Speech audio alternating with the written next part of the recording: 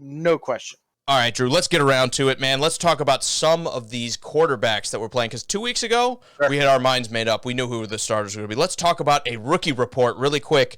Going into the season, has anybody won the job for you? Are we seeing a rookie quarterback starting week one? This is a softball. He wears silver and gold. Or not silver and gold, I'm sorry. No. he wears black and gold. I'm still going to say no. No. Mitch, I can't say that. We're a family-friendly show. Mitch, look up his tweets. Trubisky is going to start out there in Pittsburgh, you think, over Kenny Pickett after what we've seen so far? Yeah. No way, man. I mean, Mitch hasn't been bad, but the efficiency you've seen out of Pickett is exactly what you saw in college. To me, I don't know. I think they're slowballing it. I think more than anything, just like we said, you're not special, earn your spot, prove it, everything else. I know the Steelers spent a first-round pick on him, but putting him third on the depth chart to start was kind of that same vein, and I think they're still kind of playing those same games where it's like, you got to earn it, you got to earn it. What did we talk about just a little bit ago at the start of the show? Just because you see a little limelight, some excitement out of the preseason, it is preseason. You're going to tell me that Mike Tomlin is going to put his record on the line of always having a winning season. Well, because he's not John Harbaugh. He doesn't care about records that don't matter, like our record in the preseason. He doesn't care about that. You think he cares about the 8-8? No, I think he wants the best quarterback, and I think, unlike Ian, I think me and Mike Tomlin are going to figure out that it's probably the rookie. Like, the ceiling is there. You think the ceiling is higher with Mitch Trubisky than it is with Kenny Pickett? I didn't say that. Then what are we waiting for? The team is here. Trubisky, like, the offensive line stinks. Right now gives you a better chance to win games than Pickett does. What? But how many? Like 9, 8? So hooray, we get to keep our record, but the defense is getting older and everything else? I'll admit I put him very low when we did our off-season decision. I think I gave him like 6 and 11. I get it. And that's probably blasphemy for every Steelers fan. I know Ian's probably going to want to choke me out right now after saying that. But I think you put Pickett in, I think it's worse. I really do. I think even if Pickett could turn out being a great quarterback in the black and gold, it's not going to be right now. It's just not. He's too young, and you just wait until those defenses start coming out. You wait until he plays the Ravens and the Browns, and you see those defense and the Bengals, for that matter, coming after him, changing the schemes up. He's going to be pulling a Sam Darnold saying, I'm seeing ghosts out there. And you are using my argument against me. But again, the one thing Kenny Pickett was good at in college, and not even good, exceptional at, was the ball control style. We move the ball down the field. Remember, he's not playing with the top wide receivers. He's not playing with the top guys. And as much as we look at that as a negative, sometimes it winds up being a positive where it's like, yes, you're not facing the best defense, but you're not exactly playing with Chase Claypool out there, you know? I don't know. I will say this. From what I've seen out of Kenny Pickett, and what I've seen out of Mitch Trubisky's entire career, my whole point is kind of like I am in the same mindset of Marcus Mariota, that unless he's a punching bag, what's the point? If you're going to spend a first-round pick on a quarterback like they did in Pittsburgh, you have already decided, we like this guy, he's going to be our future going forward, so why not get him the experience now when the defense is there to forgive those mistakes, right? Like, if there's a team built right now to, like, benefit a rookie quarterback, maybe their offensive line would be better. Or traded up to draft Patrick Mahomes. Okay. Made him sit for a whole year. I mean, gave away first-round picks. Mm-hmm. That team that was built to win right now, and they made him sit. Why is it so wrong to make a rookie sit a year? Because Alex Smith was coming off one of the best statistical seasons we've seen out of any quarterback with the Chiefs. I mean, that offense was rolling with Alex Smith. Is Mitch Trubisky Alex Smith caliber? No. Mitch Trubisky was a backup last year behind Josh Allen. The reason why this has to be this way is because they were so worried about hurting Ben Roethlisberger's feelings about not drafting a quarterback to replace him. Right. It was ridiculous they did not try to do this already. They should have already had someone. I know they had Mason Rudolph. Don't give me that nonsense. He was garbage since the first time we watched him. He started ahead of Kenny Pickett this year. Yeah, did he? Yeah. Like, again, you said, he overtook him after week 1. Yeah. Rudolph was the number 2 quarterback going into that game. I'm just saying, Drew, he's working his way up the ladder. And guess what? Mitch Trubisky, I know he won a lot of games in Chicago that one year. After that, we didn't see a whole lot. And even then, even when he was winning those games, everyone was killing me, Drew. They were killing me because I was like, watch some of the passes. He's missing some passes because they're off target. And he's missing his receivers. And that's not something good quarterbacks do. And then things kind of fell apart.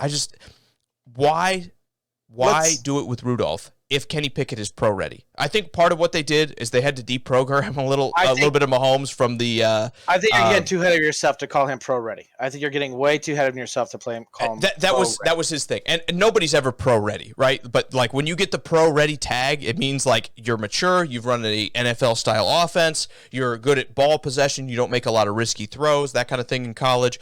You're right. There's always the learning curve. I'm not trying to say that he'll come in and he'll be, vintage Tom Brady or Peyton Manning from year one. I'm not trying to say that. But what I am trying to say is when you have a guy that has been in those situations, experience is the best teacher. And at least when it comes to Mahomes, the Chiefs reasonably could have said we could win the Super Bowl with Alex Smith, which is why they sat him. I don't think the Steelers are saying we could reasonably win the Super Bowl with Mitch Trubisky starting. So what are we doing? We're just like Frank says, Mitch just sucks. I don't think that's true entirely, Frank. I think Frank's being a little extreme here, but he's not wrong. Let's get to some of these comments. Travis says he's taking Pickett. Ian says he disagrees with Jake, and Mitch Berg is 100%. Ian also says that it's all about experience, and that's Mitch. And I that's what I agree with. Is Pickett a better quarterback in the future? Maybe, more than likely. I'm not better be. We spent the 20th pick in the draft on him. But, well, so the Bears picked high on Mitch Trubisky, too. They did, but, like, we've learned our lesson, if that makes sense. Like, we haven't learned our lesson yet. Travis goes off and says that Pickett gives you a better chance than Mitch, so Pickett all the way. I think that's too premature, in my opinion. Andrew says, in order for Pitt to have any shot of winning the season, they need Pickett to be the boost off the bench versus Mitch. Mitch is a better shot to go 3-1 out the gate than Pickett. And I think that's okay. I really do. And I know you don't want to go to your front office and say, hey, this is my plan. I'm going to start the veteran, like the first few weeks, 4 to 6 weeks. We'll see what we got, and then we'll make a change at the helm if we need to. But it is okay when you have a rookie that's not 100% ready to go. And I think that's what you have here.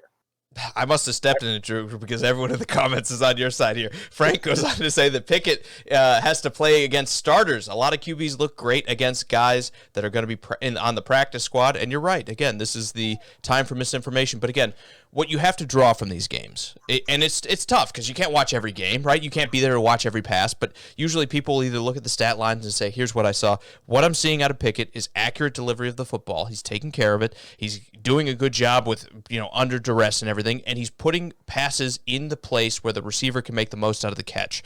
That's the biggest thing in the NFL. It's not can you get the ball there. It's can you get it there away from the defender and also in a spot where your receiver can go run with it after he catches it. And that's what I've seen out of Pickett.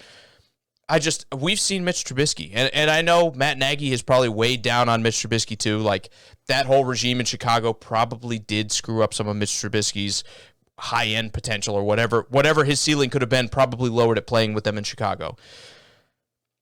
But again, I just got to ask, what are you building towards when your division's this good? Playing Mitch Trubisky when the Ravens are realistically as good or better than you, Cincinnati's as good or better than you, and Cleveland, I know they're short of a quarterback, but they're not going to be an easy out. Like, you should be better than them with Jacoby Brissett in there, but there's no promise you will be.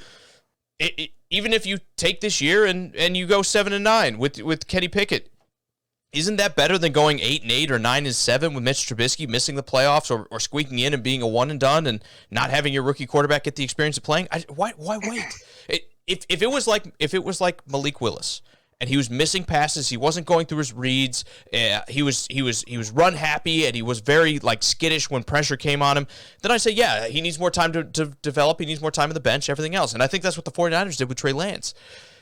But it hasn't been like that. He's navigated the pocket. He's done a great job of dealing with pressure. He's led his receivers. He's hit guys in stride. That's what I want to see. Yeah, there's going to be a step up when he faces the starters. Yes, there's going to be some learning. There's going to be some learning opportunities and some bumps and bruises that you get from a rookie quarterback coming in. But what do you gain from Mitch Trubisky? It's not long term. Nobody here is saying Mitch Trubisky is going to be the starter 5 years from now for Pittsburgh, right? You have most of the team together. I wish the offensive line was better, but you got the running back, you got the receivers, you got the defense. Put him in. I don't know, man. Put him in. I don't know. Mitch comes out. Am I winning anybody over in the comments? No? Is it just me here? Mitch Trubisky comes out, wins 10, 11 games with this team. Why wouldn't they be the starter for the next 3 to 5 years? Because you just spent the 20th pick and you got to explain that to your owner. You don't have to explain anything. Thomas, good to see you, man. We're glad you're back. I know you're always supporting those Bengals. I want to get to Andrew's comment. He says Herbert was pretty much pro-ready from what he's seen. Yeah, but he also wasn't the starter. It was an injury that put him in the lineup. It was not planned for him to play right away, and it just happened to work out for the Chargers. And I'll say it right now, Pickett is not Herbert. Now, well, Pickett, let's also not forget his senior year was kind of disappointing at Oregon, so there was that shadow hanging over him. Kenny Pickett had like the year of his life. It was his 5th year. We've seen that so many times before. Josh Rosen had a great year before he came into the league, and he has sucked ever since. Typically, you have a good year in college before you make it to the pros, but you know, my point is Pickett could be pro ready without us having an idea that's what's going to happen. I know what you're saying, Jake. It makes sense. Get your young guy out there. Don't worry about the winning record as a head coach. Don't worry if the season goes to a flop, but your young guy has a chance to do it. But sometimes those young guys that are used to winning week in and week out, they go 4-15, or or more than 6-11, and he shot. And he shot because he took a beating.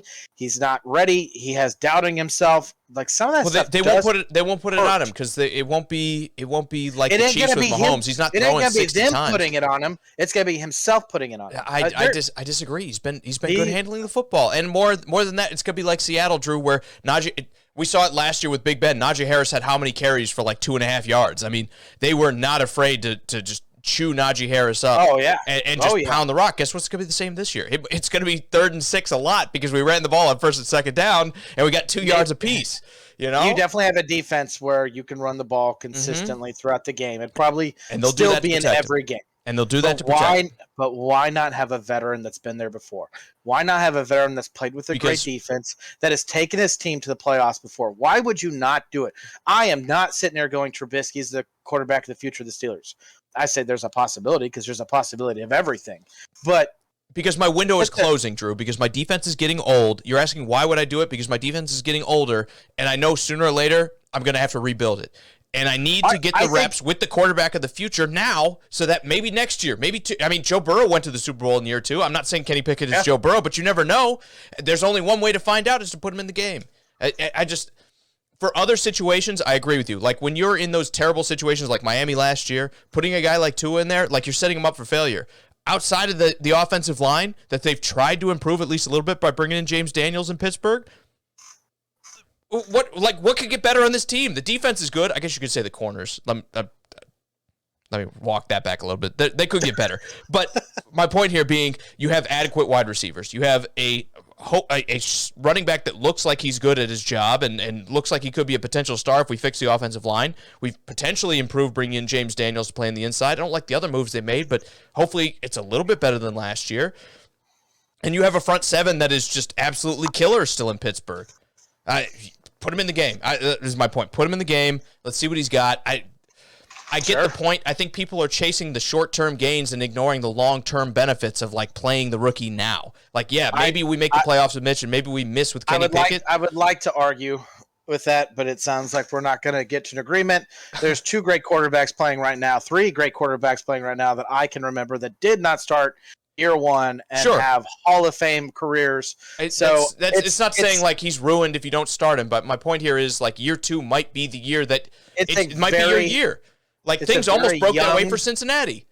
And I'm going to tell you right now, sorry Steelers fans, even if you make the playoffs, you're not making a Super Bowl run. It's just not happening. Not with a rookie quarterback. Would you have said that about Cincinnati coming off 5 wins last year? He was not a rookie quarterback. I know, but I'm saying but Joe Burrow played as a rookie, even though he tore his ACL. He played as a rookie, and it got him some experience. And then when they fixed the rest of the team, guess what? Good things happened. Now, no, absolutely. I said the same about Mac Jones everything else. Year. But still, I argued the whole Mac Jones thing, where people were like, "Oh, the Patriots to go to the Super Bowl because they're in the playoffs. It's a team that knows how to win. Nah, they got a rookie quarterback. It's not going to work." Let's hit some more of these comments. Let's do it. I just wish I was here in person so I could stare at you like this while you were reading all that off, but I can't. I wish I could just keep pointing at all the comments where it's like, "Hey, you're wrong here. You're wrong here. You're wrong here." It's all right. I'll just have to start saving these clips so that way when these things come to pass, I can just be like, "Do you remember when I said click?" And we'll just replay. Yeah. Do you want me to bring all the other ones up? I do.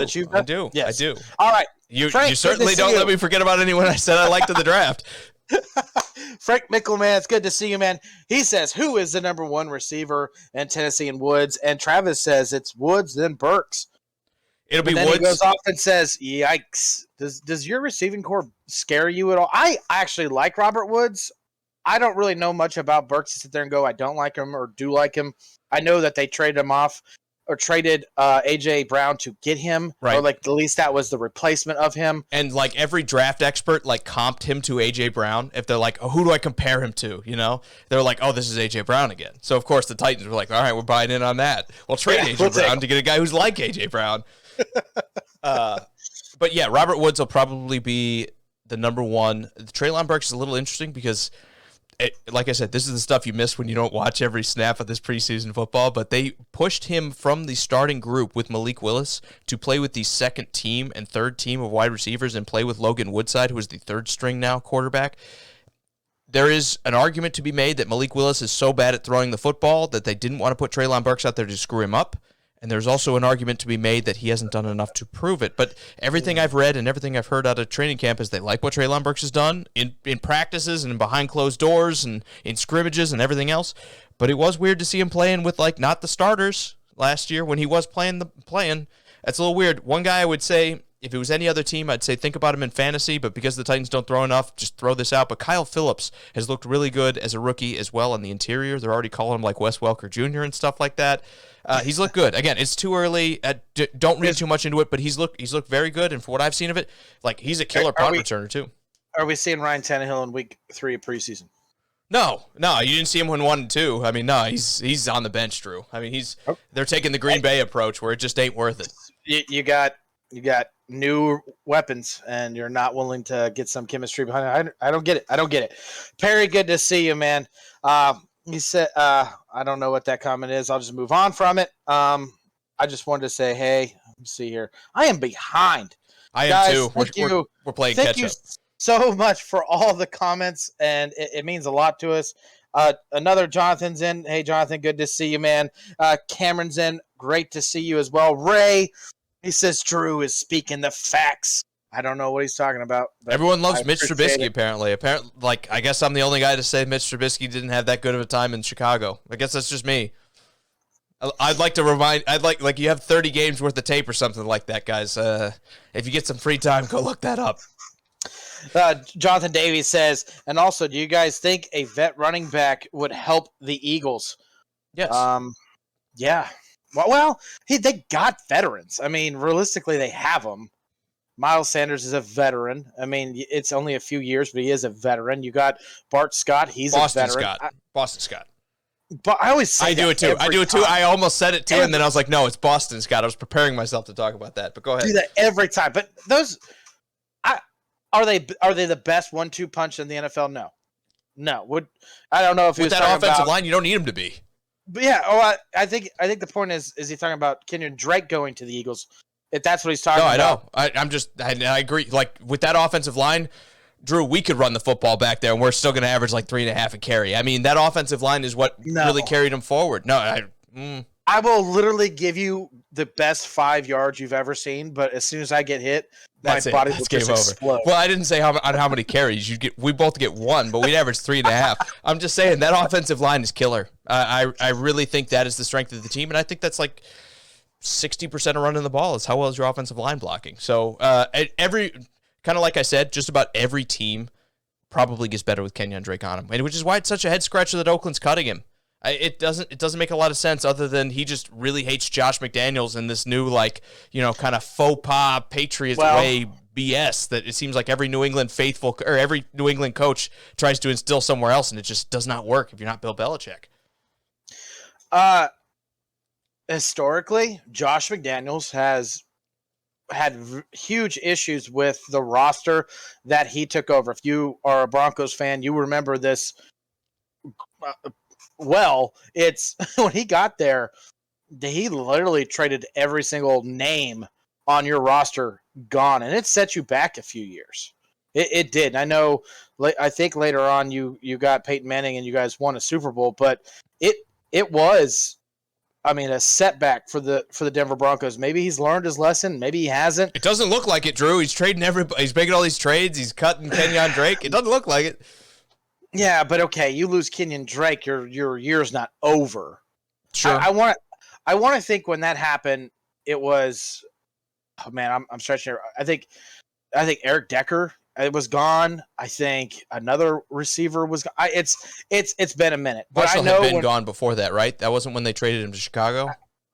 It might have been Brandon Marshall to Chicago. I just remember when he got there, it was like anyone that was a name on that team was gone. Right. In a year later, and it was crazy. I think Marshall was before that, if I remember right, because him and Jay Cutler kind of like Cutler wound up following him like a year or two later, if I remember, if I got my timeline right. So that might have been before Josh McDaniels, but it's worrisome for Oakland fans. Like, again, we've already kind of seen some of this Josh McDaniels head coaching kind of gig, and I know he's had some success in New England being the offensive coordinator, but some guys just they're not the leader. They're the number 2 guy, and that's okay. I wonder if that's what we have in Oakland here. Or they're not in Oakland anymore. They're in Vegas, Drew. But still, it's gonna be so hard not to say that. I still say San Diego with the Chargers. I still say St. Louis. Down the road. I know. I'm just bad at our job, man. I'm bad at our job. A couple more going back to the Pittsburgh Steelers. Perry goes on to say, "What nickname should there be for Mitch? Maserati or Biscuit?" It's Is Mitch. that what he was talking about? I think so. I think I see Perry and I are on the same wavelength. Frank goes on to say, "Give Pickett a chance to get used to the speed of the game."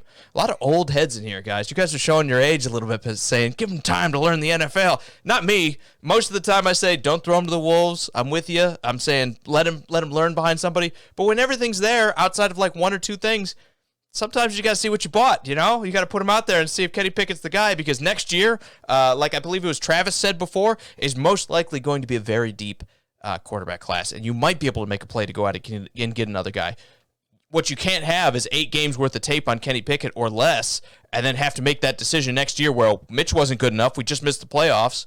Maybe we were 8-8 or 9-7, but we don't know about Mitch. We don't know about Kenny, and now we're going to sit tight because we don't know about these guys.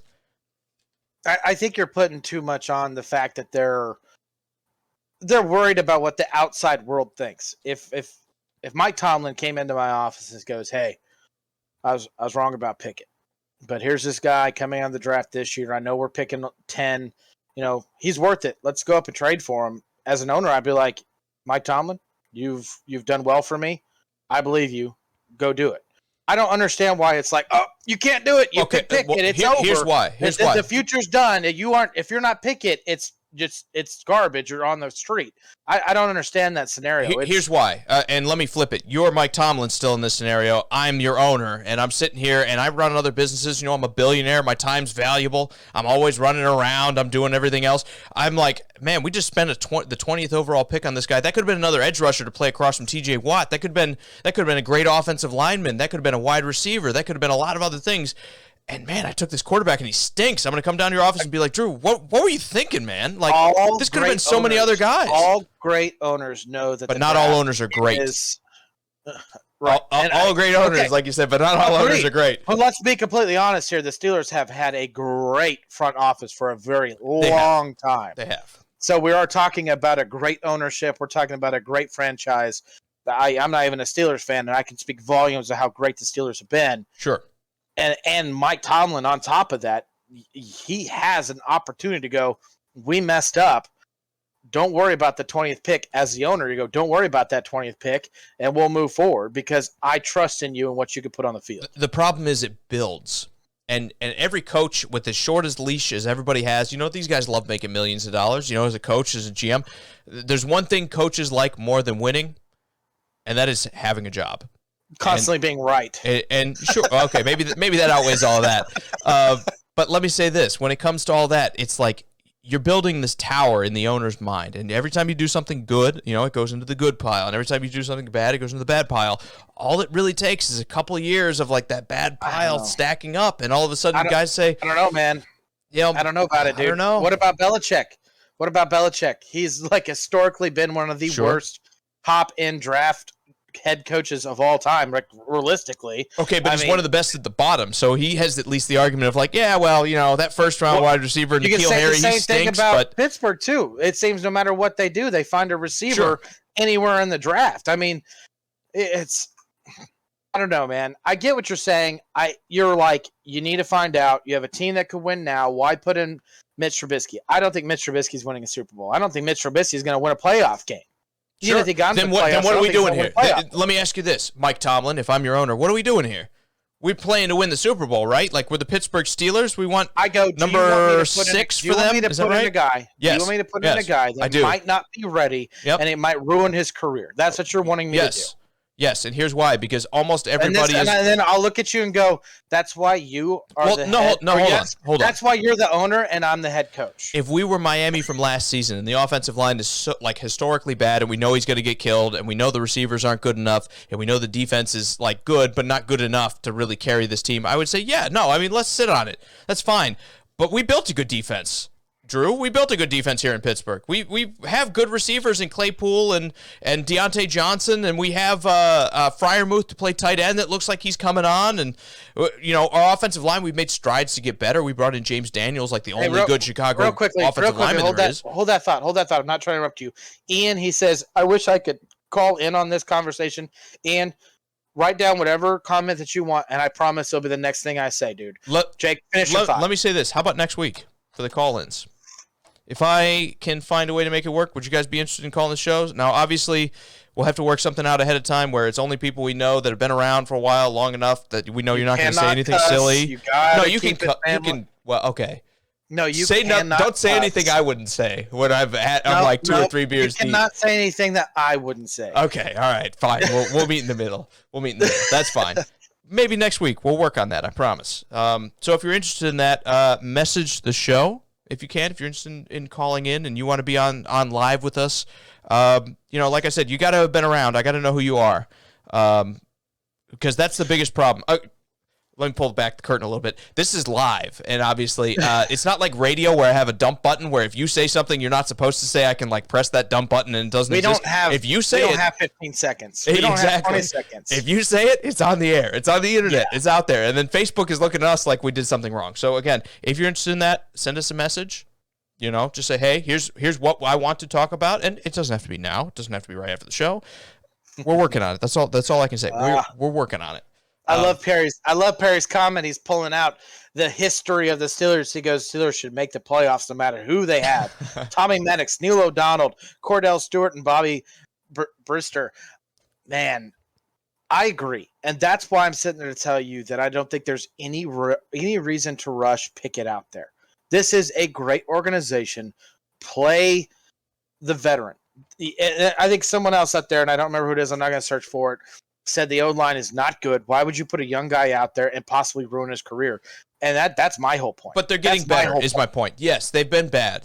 But they haven't been like Miami with Tua last year, where you're like, this is like one of the worst offensive lines we've seen in like the past 40 years since we've been keeping track of these stats in the NFL. They're bad, but they're not so bad that you're like, nobody can make do with it. You'll never have a perfect team unless your name is Dak Prescott. And even then, people debate if you're a top 10 quarterback. But you'll never have a perfect offense. Okay, nothing will ever be perfect. He's going to have to face some adversity, and you know what Mitch is, right? Like I think by now we know what Mitch probably is, right? Took a team to play. Am I wrong here? Yeah. How'd it go? With like one of the greatest defenses of this generation. And this could be one of the better generations of this generation. Why not? Because the corners. You're asking why not? I'm telling you right now, because they've taken a step back at corner. They're playing guys like Levi Wallace this year. You know what makes corners great? Great pass rush, but you know what doesn't make corners great? Being Levi Wallace, who's like statistically like average when he's good. Sorry, Levi Wallace. I don't mean to pick on you, but I'm just saying like that is the Steelers' defense's weakness this year. Is like they might take a step back at cornerback, and you might be right, Drew. Don't like take what I'm saying as gospel because I don't know what's going to happen. It's going to be one of the two things. It's going to either be the offensive line or the defensive line is so good at rushing the passer that it doesn't matter. Yeah. Or what's going to happen is like, hey, we're missing some of these cornerbacks that we've had for a while, and things aren't quite as good as they were here in Pittsburgh. But my point is, nothing will ever be perfect for your quarterback. You can't wait till that perfect scenario. Free agent, right? Joe Hayden's a free agent. Yeah, right? Joe Hayden is gone. They still have Cam Sutton, if I remember right. So they're not like totally new. But I think Levi Wallace, who's been like that perennial disappointing guy in Buffalo across from Tre'Davious White, is now going to be your starter. And it's like, well, now he's not across from Tre'Davious White. Okay, moving on. Hey, guys, Thanks for watching. If you like what you saw, make sure you hit the subscribe button below and ring the bell to stay up to date with all of our NFL videos as well as everything else we're talking about in sports. We have a great community on Facebook already, but we're trying to grow our community on YouTube because we believe you guys can talk sports just as well as anybody else, and we can't wait to have those conversations with you. So grab a drink, hit subscribe, come talk sports with us.